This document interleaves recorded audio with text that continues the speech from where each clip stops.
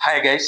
చెప్పు. Super star Krishna career లో తన మొదటి సినిమా తేనె మనసులతో స్టార్ట్ అయిన విషయం తెలిసిందే. ఇది 1965లో బాబు మూవీస్ వారి ఈ చిత్రాన్ని అందరూ కొత్త వారితో దర్శకులు ఆదుర్తి సుబ్బారావు దర్శకత్వంలో నిర్మించారు. నిర్మాణం సి సుందరం. ఈ సినిమాలో మొత్తం నటీనటులు చెప్పు. కృష్ణ, రామ్మోహన్, సంధ్యారాణి, సుకన్య, పద్మనాభం, కేవి చలం, పుష్పకుమారి, రాధాకుమారి, చలపతిరావు మొదలైన వారు. సంగీతం కేవి మహాదేవన్. ఇక కథలోకి వెళ్తే రామ్మోహన్కు సంధ్యారాణితో పెళ్లి చూపులవుతాయి. పెళ్లి నిశ్చయమవుతుంది. అతను జాబ్ పర్పస్ అమెరికా వెళ్ళాలనుకుంటాడు. ఖర్చు ఎక్కువ అవుతుంది. అందుకని ఎక్కువ కట్నం అడుగుతాడు. తప్పని పరిస్థితుల్లో సంధ్యారాణి తండ్రి దొంగతనం చేసి డబ్బు సమకూరుస్తాడు. వివాహమైన తర్వాత Rammohan friend Krishna PT master గా పనిచేస్తుంటాడు. అతను సుకన్య ఇద్దరు ప్రేమించుకుంటారు.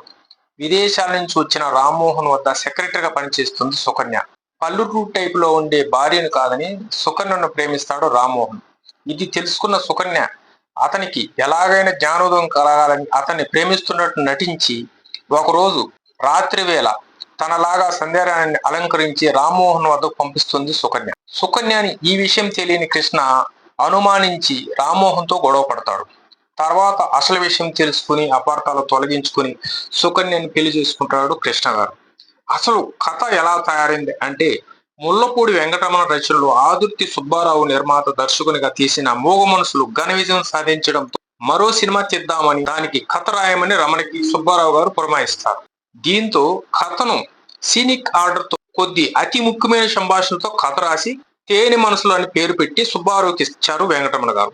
అయితే సంభాషణలు రాయకుండానే రమణికి సుబ్బారావు గారికి వివాదం వచ్చి ఆదుర్తి సుబ్బారావుతో ముందు అనుకున్న మరికొన్ని సినిమాలతో పాటుగా ఈ సినిమాను కూడా వదిలేశారు రమణ గారు. అయితే దీంతో సినిమా సంభాషణలు సహాయ దర్శనిగా పనిచేస్తున్న కె విశ్వనాథ్ కొంతవరకు ఆచార్య ఆత్రేయతో మరికొంత రాయించుకుని స్క్రిప్ట్ పని పూర్తి చేశారు. నటీనటుల ఎంపిక కూడా ఇంకా ఎలా జరిగిందంటే, సినిమాలో ఇద్దరు హీరోలు ఇద్దరు హీరోయిన్లు ఉండాలి. కథ చదివాక ఆదుర్తి సుబ్బారావు ఇలాంటి సినిమాలో ఎవరిని పెట్టి తీసినా మంచి విజయం అందుకుంటుంది కనుక తారలకు పెద్ద పారితోషికాలు ఇచ్చే కన్నా కొత్త వాళ్ళతో తీయడం ఉత్తమం అని నిర్ధారించుకున్నారు. నెల రోజుల్లో పాత్రకు తగినట్లు రామ్మోహన్, సంధ్యారాణి ఒక జంట మరియు కృష్ణ, సుకన్య ఒక జంట పాత్రలకు ఎంపిక చేశారు.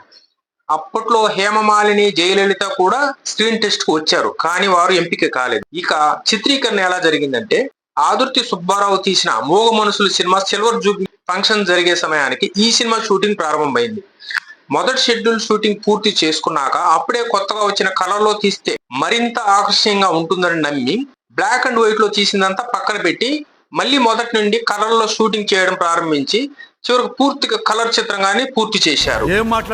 సో ఈ మూవీ మార్చి 31, 1965లో విడుదలై మంచి విజయాన్ని సాధించింది. అలా కృష్ణ గారి కెరీర్ ఫస్ట్ కలర్ ఫిల్మ్ ఇలా స్టార్టింగ్ నే కలిసి వచ్చింది. ఈ సినిమాలో పాటలన్నీ కూడా సూపర్ హిట్ అయ్యాయి. మరో మంచి వీడియోతో మీ ముందుకు. Thank you guys.